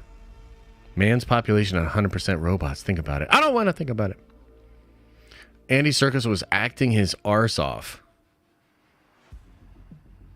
Was he, though? Like, was he, though? Because I've seen Andy Serkis act. You know what I mean? Like, damn, dude, Claw? He's incredible as Claw. You know? He's literally so good as Schmeagol and as a monkey that I didn't even recognize him. You know? So, I don't know that I can agree that he's killing it in the Andor show. It seems that he's just the grumpy ruler of a bunch of dudes in prison, which also bears striking resemblance to the $5,000 hotel that they want you to go spend money on. I don't know. I know everybody like loves the speech and all that shit that he said and that he did. Dude, in the middle of the speech, Andor literally goes, "That's all?" And then he makes like the speech better. I'm like, I feel like fucking Killmonger. This is your king? This is your king? Oh, you're a real hater? Bro, you have no idea. Bro, you got no idea. Elijah says, helping a nation hide is so contrary to the first movie's message on a fundamental level. The switch boggles my mind. Yeah, I agree. Oh, Luthen's speech was even better. Oh, dude, Luthen's speech was dope, bro. I'm grizzled, so they think I'm real badass. I'd burn my butt for a thing that I'll never touch. Gritty words and sentiment. The price we pay. Empire. Yeah, that's about right? That's about what it was? And then somehow the stupid weirdo guy that gets all this shit tailored is still just talking to his fucking mom. We're in episode 10, and this dude's still just having sit-downs in the same goddamn cubicle fucking dining room shit with his mom? What is this show? Y'all are on something, and you should share it. What?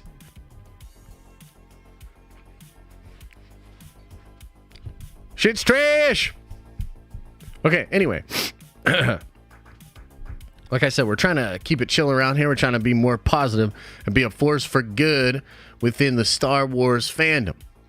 So, on that note, I'll see you guys later today for Nerd Theory. There should be an absolutely dope Secret Wars video, and we had to make sure that the video wasn't over 4 hours long because there's going to be some nerdy boners.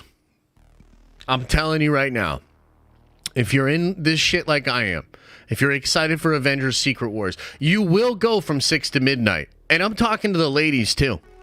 Don't think about it too much. Just watch the goddamn video, share it with a friend, and watch it again. It's going to be incredible.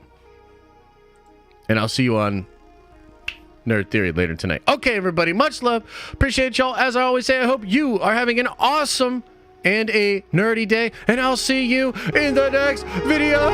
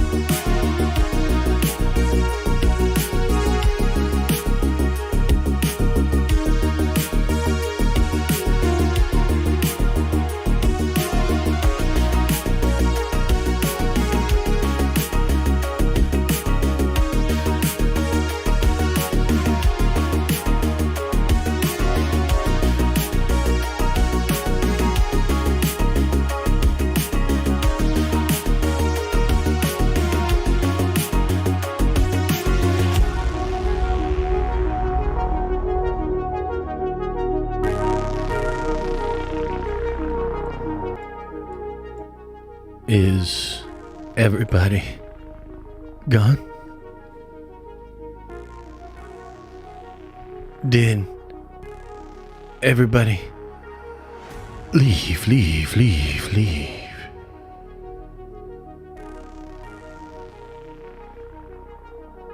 And as we approach this, the 2-hour mark of today's stream, I hope that you had a good time. I hope that you were entertained. I hope that I didn't cause too much butt hurt.